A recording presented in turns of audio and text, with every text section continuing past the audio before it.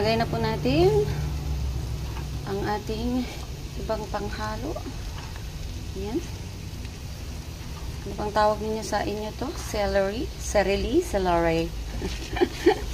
Paano ba? Celery. Oh, di ba? Na ano na po tayo no sa ating pagsasalita. Okay na po bahala o nagpapangalan yung celery o silario. Ano ba sa Tagalog?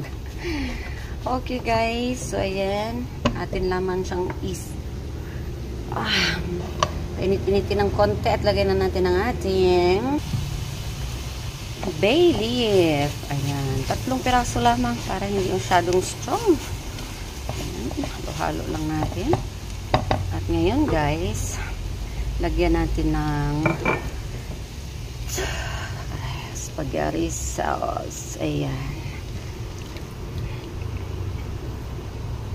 Spaghetti sauce ba? O nga, pasta sauce. Ang pasta sauce. Pinili pa natin galing sa Malaysia. Ayan.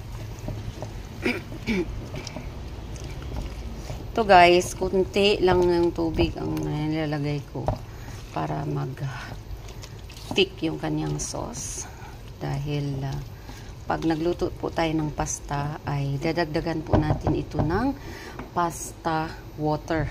Kumbaga yung pinakulo nyo sa pasta nyo, doon kayo kukuha ng tubig na ilalagay dito pag kayo ay kakain na, no? Pag nagluto na kayo ng pasta ninyo. Ayan. So, antayin lang natin. Kulang pa yata to, so ilagyan pa natin ulit. Ayan. Maglagay lang tayong konting tubig para pagluto doon sa ating gulay. Ayan. Hayaan po natin siya ng 2 hours or more sa pinakamahinang apoy po.